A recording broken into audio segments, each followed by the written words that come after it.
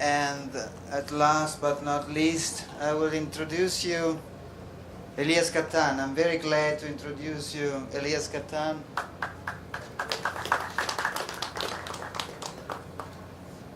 Elias Cattan is a young architect. Yes, you are young, very young architect. Yes, I am a young architect, and you are a very young architect from Mexico City.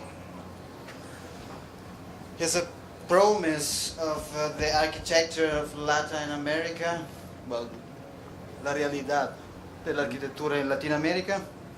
Professor at the Universidad Iberoamericana of Design and Environment Theory. He has studied deep ecology, yeah, right? Permaculture, biomimicry, and systems theory.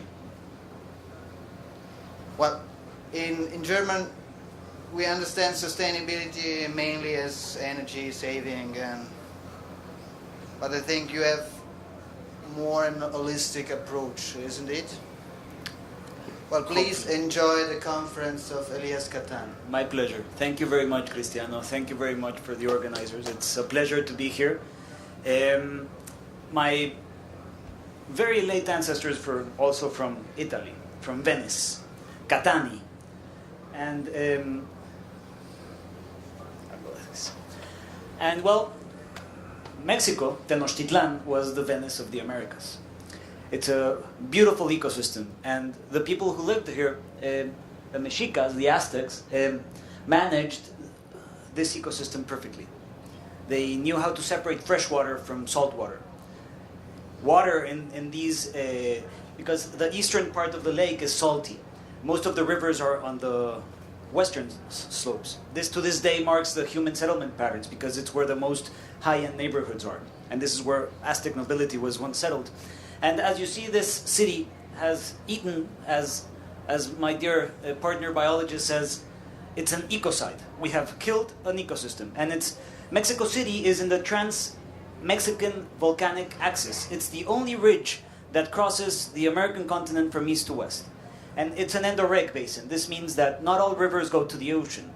All rivers here ended up there. It's a huge wetland, highly diverse. We hold some of the most diverse, or we were one of the most diverse parts of Mexico.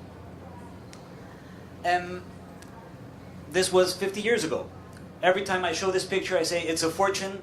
We don't smell we can't smell it because it is drainage. Since the conquest, Mexico has embarked on a quest to convert all its rivers into drainage. And Mexico doesn't have one clean river. Sort of clean, maybe one that doesn't kill you when you get in it, but not clean rivers. And but still, this is a year ago. This is 20 minutes from my house in Mexico City. It's a beautiful place, right? And this is the idea, right? We can't go to nature. Our goal is not to go to conservation areas and all that. Our goal is to have this be our home. Have nature be in the city. Bring nature home. And so, a little out of format, well, it's very important to realize one aspect, right? Our water comes from our forests and our mountains. It infiltrates into the aquifer. And our rivers, as you can see, are toxic. So we took them, still use them as drainage. They go out of the public memory that there are rivers there. Most people think that it's the metro line going through Mexico City, right? But it's actually a river, and the river still goes through it. But then we tube them and we build urban freeways. And the urban freeways, well, they entail more traffic. And the main contaminant in Mexico City air quality is car traffic. And all this air, because of thermal things, comes up and kills the forest. So we are in a suicidal cycle, right? Not sustainable, right? So we need to ask ourselves, what do we want to sustain when we're talking about sustainability? And well, what we want to, I think, is to sustain life. This is a phylogenetic diagram of all the different species on the planet and their common ancestry. As you can see, we are zooming into where we are. We are just a filament in this web of life. This is the deep ecology principle. And as a filament of this web of life, we must work constantly to sustain this web of life, because this web of life is what sustains us. Next, please. This is a real picture of Atoyac River, where we're working with the environmental secretary of Puebla. It's literally killing people. This is what is in the river. Instead of it being 85% water from the Malinche volcano, the Malinche volcano only gives 6% of the water to the river. The river is 70% discharge of industry, Pemex, industry metallurgica, right, metal thing, cheese industry, denim industry. The biggest denim factory is in this river. I love it because during the interviews, I don't love it, but I love how a Pueblan described it, right? And he said, not even Superman can see across the river. So I always imagine Superman trying to save Lois Lane, and he can see her because she's on the other side of Rio Atoyac. Rio Atoyac is the birthplace of Rio Balsas. Rio Balsas is possibly the most important river in our country. Rio Balsas is on the southern end of this trans-Mexican volcanic axis. So all the nutrient and everything that is produced by volcanic soil, ash and all that, used to drain to Balsas. Cholula is here. Cholula is the most ancient settled city in the Americas. Incas went to Cholula. If we lived in Mesoamerica, we would say one time in our life we go to Cholula. This is the birthplace of life. Cholula is also the eco-literacy stool, the Calmecac it's called. And also Cholula in Puebla is the highest concentration of universities to this date. But you see, they founded Puebla to take the energy out of Cholula, to take all the motivation of Cholula, right? Because for natives, water is sacred, no less than sacred, right? So they found Puebla, and since then, the first human indigenous massacre occurred in Cholula. What this entails is that they just founded the other city, put the highest church towers in America, is the Puebla church. The first massacre, and we started treating the relationships we hold sacred as drainage, and we literally dump everything there. And it's also no consequence that what we're doing with these urban highways and our biggest parts of corruption, our three top indices of corruption, start in the car level. Start with a transit policeman and everything that entails going up. Next, please. And also, what I was telling you, 70% of contamination in the city is produced by traffic. So it is very clear, this is a picture taken from one building to one side and to the other. This is Rio Magdalena. As my partner biologist says, this is the most stubborn river in Mexico City because it's the only river that crosses the urban fabric without being tubed. It's still a drainage. A project to to clean and regenerate this river fell through, very badly managed by the Environmental Secretary of Mexico City, but they're investing $3 billion in a supervia. And cities know, right, this is not the solution. Induced demand and a series of other aspects. And on the other hand, we know that taking highways away is actually good. Not incentivate the use of cars and bring back urban place, public space, and other ideas. And the Chengyochan River, although the Chengyochan River is not truly a river, it's actually a huge fountain that they pump water from the Han River across, and it's but it changed the city. It's not a living system, right, per se, but it truly changed the city. And the guy who ran on this became mayor, and he's now president of Korea. So it's a huge political opportunity also. So my dream is to live in a healthy city. It's very simple. I want to run without smelling trash. I want to go and have quality public space. We believe it's through regenerating our living systems. Regenerating the forests, regenerating the rivers, regenerating the wetlands, and use them. Bring them about in the urban fabric. Next, please. Basically, the project is an integration of systems, right? We have two rivers going from west to east. We have the car infrastructure, we have the metro infrastructure, and the Metrobus, or the BRT system infrastructure. What we want is to bring this back into the city. You see, in Mexico City, the pattern of mobility and water are one and the same. A colleague of mine says Mexico City will have traffic problems until it solves its water problems. We import water from another watershed. We pump it from 1,600 feet up to 2,400 feet. Dirty it, use it as sewer, and then pump it again to the north and up to agricultural value we created. So our shit, comes back to us as salad. And ultimately it just trickles down into the Gulf of Mexico. Rivers need to re-emerge in this vision of the city. Constructed wetlands is what we are proposing. It's a 13-kilometer long water treatment. It's a constructed wetland. It's what the native ecosystem is, and it's the best water treatment strategy around in the world. And it's also a main connecting axis of the airport to Santa Fe, crossing through all the central part of Mexico City. So I always say the renderings do no justice of what we can have of a truly embodied experience of being in a river, in the shade of a tree, in the flow of water, seeing life manifestate in a beautiful way. Next, please.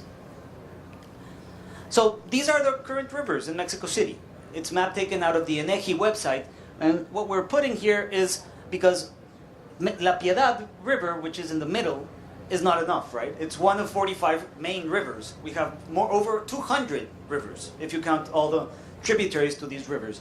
But a river doesn't work alone, right? A river needs a forest in the upper watershed. You need to work in the upper watershed, and a river ultimately leads to the lake. So we're right now working in a collective strategy in a group we call Cumeca. We're meeting in Casa Vecina, and we're joining emergent water projects. We're having meeting every 2 weeks. We're organizing a conference. We put out a manifesto. A river by itself needs to be joined. So this is what we're doing. We are joining forces and enticing a movement. Next, please. And ultimately, it's a little bit about both. But I love the definition of George R.R. Martin, where he says there are two types of writers: the architect and the gardener. The architect loves to plan out all the story in advance, and he knows how the book is going to end, right? He already wrote it, and he starts writing. But he says, I am more of a gardener. I plant the seed, I nurture it, and see what develops, see how the seed grows, and how the story goes emerging in a more organic way. So I believe we need to do a little bit of both in the urban planning. We need to have a vision, a plan. The plan will ultimately change, as Humberto Maturana says. Plans are an opportunity to develop and go into your niche. So plans always change. But we've worked in projects all over Mexico, like 4 or 5 different river projects, and none of them have come through. Government or the developers or any sort of wall we hit. So what we're trying to do in Mexico City, what we're doing in Mexico City, is entitling a social movement. I will tell you about that in 1 second. And it's the river picnic. We're inviting people to have a picnic in the river. Imagine the river is there, and let's go and have a picnic. It goes with this strategy that they say, sell the sizzle, not the recipe. Right? You're not going to sell hot dogs telling people what's in the hot dog. But if you smell the hot dog, you hear the hot dog, you say, maybe I want a hot dog.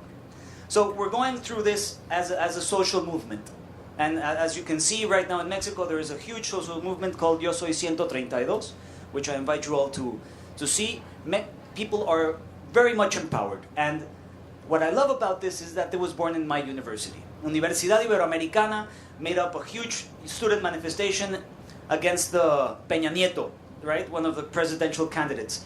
My first complaint of my students is that they weren't hungry. They didn't have appetite.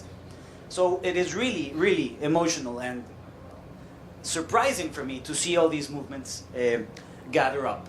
And so close to 1,000 people came in, and we had a beautiful picnic, a beautiful day in the river. Bike people came, the people who take the political publicity off the street came. 80 plus organizations got on board, and we just had a beautiful day in the river. We taught kids where the river was. That's the biologist explaining that the river goes through there to the kids, and it was really, really, really an amazing experience. We are doing another one, 8th of July, and we now have over 10 rivers, because what we need is a social movement. The governor of Puebla doesn't see the political medallion or the political, you know how you say when you te para el cuello, that he can be proud of, right? So what we need is to put the river regeneration in the national agenda. So what we're doing is organizing the next picnic in the river. It's 8th of July, and we're inviting everybody who has a river nearby to occupy their river. Thank you very much. The Nicolás San Juan, it's not on the presentation. The second presentation I sent you, because you wanted me to talk a little bit about Nicolás San Juan. Well, it's because I sent two presentations. Ultimately, I'll tell you, I invite you all to come on our website, taller13.com, where we talk about Nicolás San Juan. Nicolás San Juan is a building we finished a year ago, and it has 80% water saving. It's bioclimatic. The structure is an arboreal structure that really supports the building in its entirety. It's the facade, and it's also because it's an arboreal, like tree-like structure, because it's an earthquake-prone zone.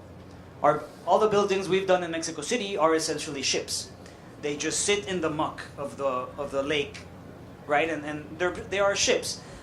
What we got to realize with Nicolás San Juan is that one building is not enough. One building changes the lives of 7 people, maybe.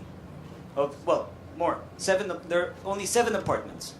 And ultimately, we were working in development, and we're still doing development, but ultimately, it's never enough to do one building at a time when the situation is that the ecosystem is literally dying, right? So we decided and took it upon ourselves to become activists. And that is something I invite you all to be a part of. Thank you very much.